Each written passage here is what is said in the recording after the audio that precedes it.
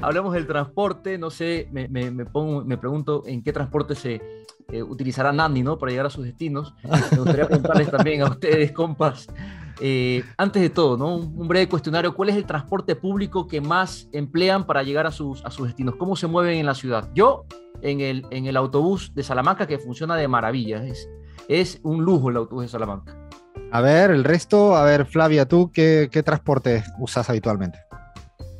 Está muy mal mi respuesta, está muy mal y no quiero Dilo, sonar dilo, público, dilo. pero auto, yo me manejo mucho en auto. Está mal, soy muy contaminante. Ok, Flavia la contaminante, digo para que ustedes vayan viendo. Yo a partir de ahora voy con todos. Tengo aquí todas las espadas listas. Tengo 5 espadas listas y hasta Fer que no habla también. Si necesito una espada voy para allá. A ver, Cris, que en Ciudad de México, madre mía de mi vida, eso sí que es la pregunta del millón. ¿Qué transporte utilizas en Ciudad de México? Transporte público definitivamente porque es que con el tráfico, la cantidad de gente es imposible movilizarse en auto, pero por ahí luego también en moto, entonces no es como que el 100% de las veces el transporte público, y como aquí también hay ecobici y es muy fácil de utilizar, pues también, entonces ahí como que hay variedad. Ah, está bien, tener un poco así de variedad está bueno. A ver, Gaby, ¿transporte que utilizas habitualmente? Minibús, trufi y teleférico. Bueno, teleférico nos lo ha... Claro, el resto de la humanidad que no tenemos teleférico, así nos lo lanza la Gaby, claro. ¿Y el trufi bueno, qué no es, sé Gaby? si se conoce. El minibús es esas busetas pequeñitas y el trufi aquí se utiliza para decir autos que tienen una ruta fija y son compartidos, ¿no? Sí, eso se utiliza mucho en Bolivia. A ver, Bahía Luna, ¿qué transporte sueles utilizar? Bien, me han llamado porteña porque en realidad soy bastante bonaerense. Hace muchos años que trabajo en la provincia de Buenos Aires, lejos de mi casa. Y ahora, si bien uso algo parecido al trufi, siempre me fui al oeste en tren colectivo, así como 1000 combinaciones, ida y vuelta. Así que esa combinación tren-colectivo la hice muchos años de mi vida. Bueno, está bien. Yo suelo utilizar subte, autobús también, colectivo acá también, aunque cada vez menos. La verdad que subte. Cuando vivía en Barcelona utilizaba siempre tren de cercanía, iba a la universidad permanentemente. Y en Bolivia, de hecho, lo sabe la Gaby, que lo que más me gustaba, quería montarme, lo que pasa es que tengo el problema de las patas largas en un microbusito que está hecho para otra estatura y tengo ciertos problemas mínimos, y como no sé manejar, ya lo saben, ahí no. Bicicleta sí, la bici en Sevilla, cuando vivía en Sevilla era un paraíso para poder ir en bicicleta a todas partes. A ver, seguramente nosotros y nosotras somos un poco privilegiados y privilegiadas porque después se sufre mucho más el transporte. En la mayoría de ciudades de Latinoamérica se levanta la gente muy temprano, trabaja muy tarde, trabaja muy lejos. Así que Abraham, ve contándonos cositas. Bueno, lo primero, compas, decirles que en la región, en América Latina, existen 3 medios principales de transporte público, ¿no? Los más usados: el autobús, que es el gran ganador, el tren suburbano y el metro o subterráneo, ¿no? Son los principales. En términos generales, vamos a decir que el autobús es el medio más empleado, aunque suele ser además el menos favorecido en políticas públicas, ¿no? En efecto, tanto el tren suburbano como el metro son habitualmente subvencionados por el Estado, mientras que el autobús, siendo el más utilizado, recibe subsidios solo en casos excepcionales y a veces aporta en forma de impuestos y tasas más de lo que recibe. O sea que imagínense ustedes, ¿no? Siendo el medio de transporte más utilizado, es el más maltratado, ¿no? Y esto se nota, porque por lo menos en ciudades como Guayaquil, ¿no? Hay una gran cantidad de delitos, ¿no? De fricciones, de peleas que se producen precisamente en el contexto del autobús, del transporte público más empleado. De hecho, cuando vas a ciudades grandes, lo habitual es eso, ¿no? La mayoría de la gente es bus y bus. Absolutamente. Vamos a hablar un poco de los datos, ¿no? Hemos recabado un poco de información sobre el tiempo que utiliza la gente para llegar al trabajo. Y aquí hay datos impresionantes. El 30% hace más de 2 horas y espera 11 minutos en ciudades grandes como Ciudad de México, por ejemplo. El 30%. Esto según el informe de uso global de transporte público de una app, de una app que se llama Movit, ¿no? El 30% en el caso de México hace más de 2 horas, compas. Imagínense ustedes, 2 horas y 11 minutos en las estaciones del metro. Una vida solo en la espera. Es una locura, sí, Bueno, Cris, me imagino que te pasó, ¿no? Cuando te fuiste a vivir a Ciudad de México, que fue impactante lo del transporte cuando te toca ir de un barrio a otro, ¿no? Que te toca medianamente, ni siquiera de punta a punta a la ciudad, ¿no? Sino a mitad de ciudad ya te vuelves loca, ¿no? Pero cuando recién me mudé, como era todavía el 2020, medio de la pandemia, como que el transporte público era muy distinto a lo que ahora ya se normalizó, básicamente.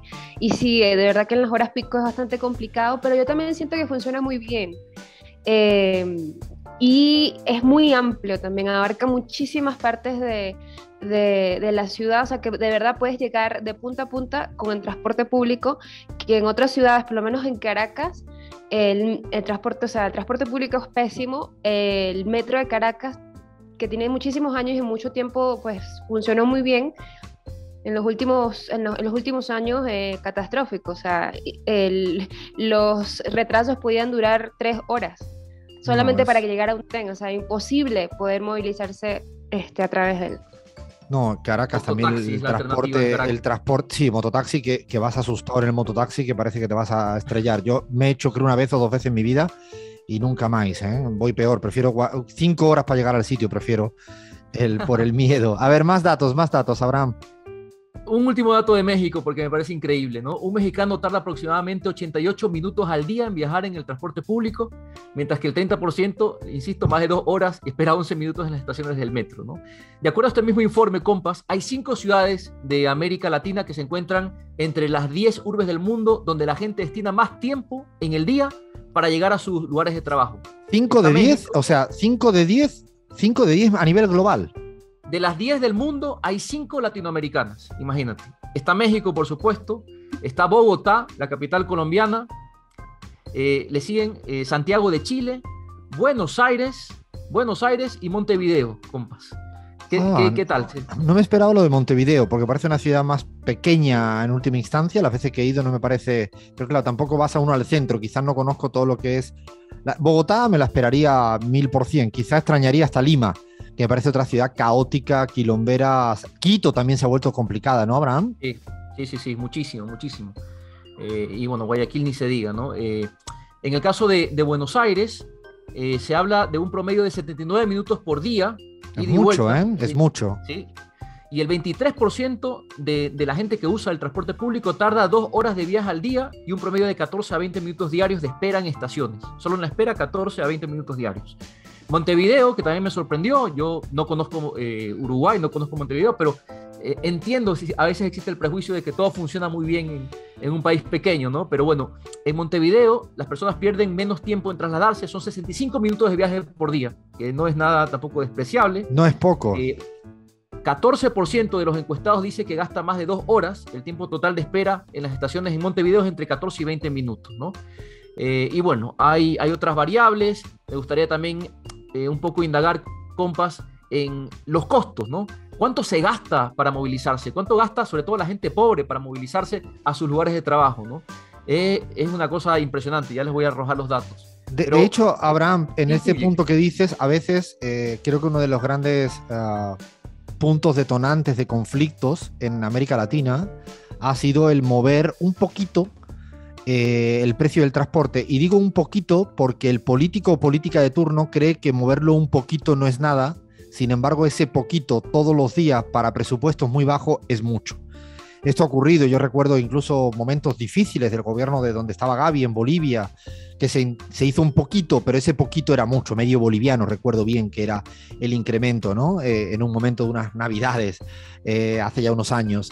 Yo creo que ese poquito a veces se dimensiona mal para aquella gente que no utiliza el transporte público de manera cotidiana, y es un poco el día a día de los ministros, ministras, presidentes y presidentas, ¿no? Creo que no es un dato menor, ¿no, Abraham? El tema del coste. El coste pues es un coste cotidiano, es un coste diario que hay que darle.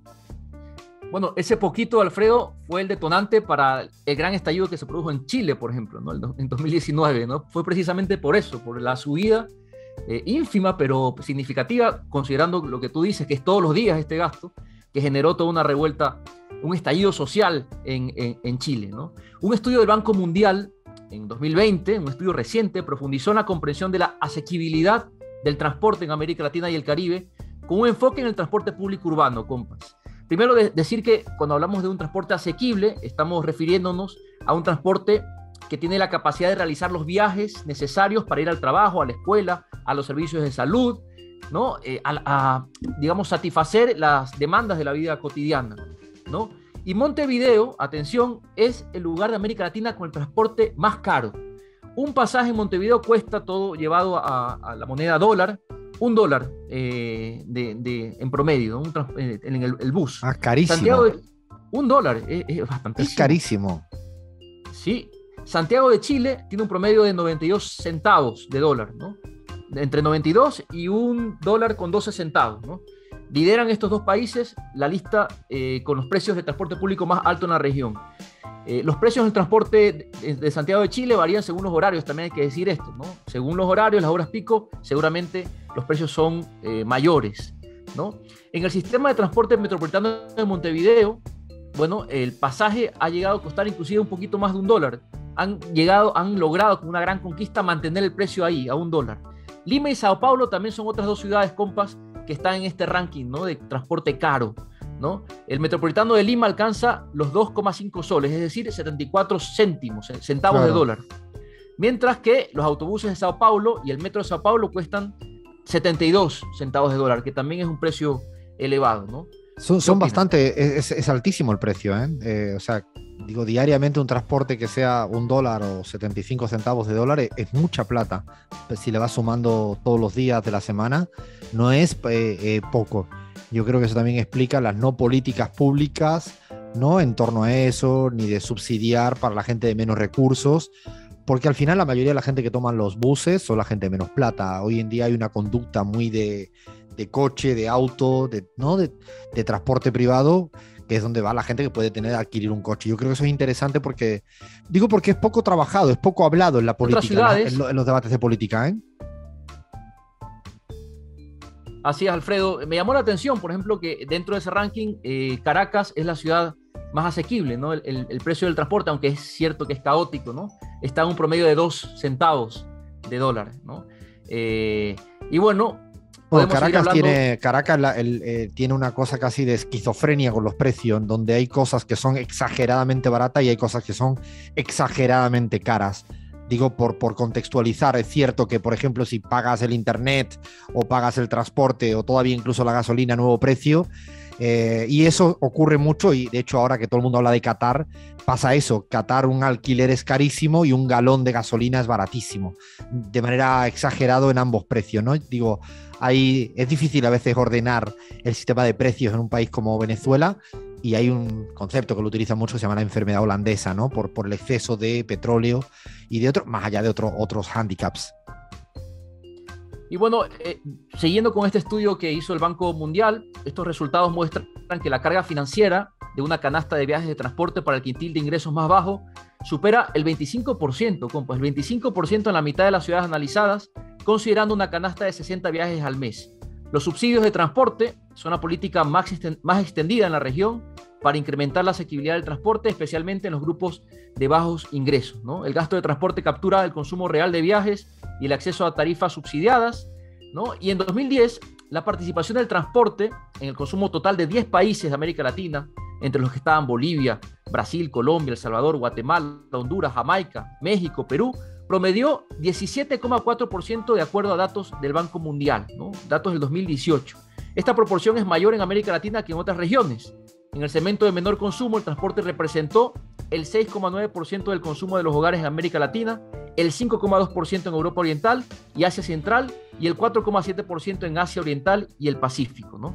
O sea que América Latina está arriba en esta valoración. Yo creo que ese dato del esfuerzo que las familias más de menos plata tienen que dedicar, ¿no? Al pago y al coste de transporte, que en última instancia es para poder laburar, para poder trabajar, o sea, que no es que vayan a pasear, sino es para trabajar.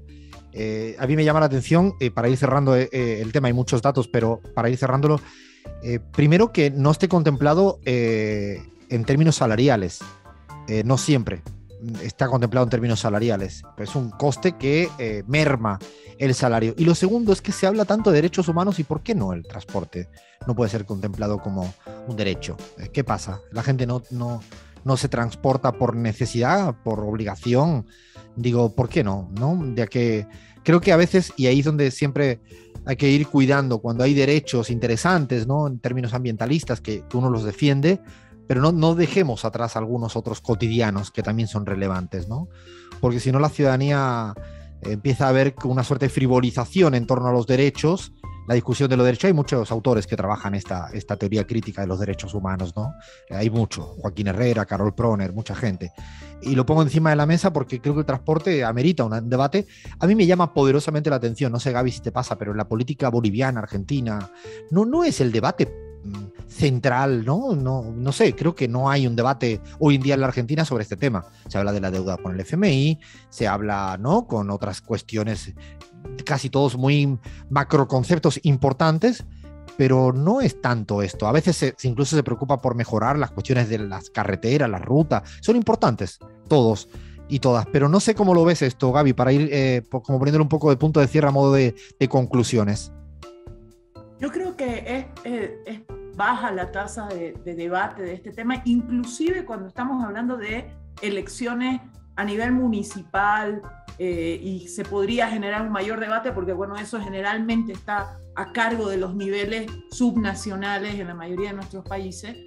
Pero tú decías, bueno, los ministros, ministras no viajan en transporte público, y me hiciste recuerdo de algo que me dio muchas ganas de contar, que es una anécdota. El presidente del Senado en ese momento, Gringo González, cuando yo era presidente de la Cámara de Diputados, rechazó la movilidad de la Cámara de Diputados y viajaba en transporte público todos los días a la oficina. Y claro, al principio lo criticaron inclusive, ¿no? Pero a mí me pareció una cuestión de principio tan importante, y vi algo similar en el ministro de Transporte de Chile, recientemente nombrado, tal cual. Que fue a su posesión en transporte público y dio esa señal. Y creo que esas cosas son centrales, porque si pierdes la dimensión de lo que la gente vive todos los días, es difícil generar política pública adecuada para la gente, ¿no? Qué jodido cuando lo normal se convierte en extraordinario, ¿no? Que una persona, un ministro, se transporte, y además fue noticia por lo extraordinario de algo de lo más normal, que es lo que hace. Yo de hecho recordaba también en Ecuador cuando Ricardo Patiño empezó a utilizar el transporte de bicicleta y llegaba como canciller o como ministro de gobierno directamente en bicicleta. De hecho me lo contaba hace poquito, que me vi con él en México. Me llamaba, claro, también parecería como sacado de los pelos, ¿no? Y creo que es interesante. La idea de este segmento era poner encima de la mesa. Yo me quedo con algunos datos que ha dicho Abraham. Pero nadie dice, Alfredo, que en Cuba, por ejemplo, creo que la mayoría de las autoridades se transportan o a pie o en bicicleta hace muchísimo tiempo, digamos, ¿no? Sí, claro, son un poco los paradigmas de diferenciados, ¿no? Y además la desmercantilización. De hecho, el transporte en Cuba, a nivel de peso cubano, es verdaderamente prácticamente nada en el coste, porque claro, lo intentan desmercantilizar. De hecho, es otro debate que podríamos abrir, la cantidad de transporte privado que sirve este derecho público, ¿no?, del transporte, porque la mayoría de empresas que tienen corporaciones, business, ¿no?, y hacen mierda. Yo creo que es una reflexión que dejamos aquí encima de la mesa, ¿no?, con algunos datos. Me quedé así, casi no me lo creía, que 5 ciudades de América Latina ocupen posiciones entre las 10 más importantes del mundo en los peores resultados al respecto, ¿no? Y cuánto supone como coste de las familias, ¿no? Me quedo así como para reflexionar en voz alta. Paramos hasta acá en nuestro Bajo la Tiza, y ahora todavía nos quedan 2 segmentitos. Un personajazo y no sé si va a ser una defensa, un alegato, no sé lo que va a ser, pero vamos a hablar de la rosca. Quédense ahí, seguimos en la pizarra.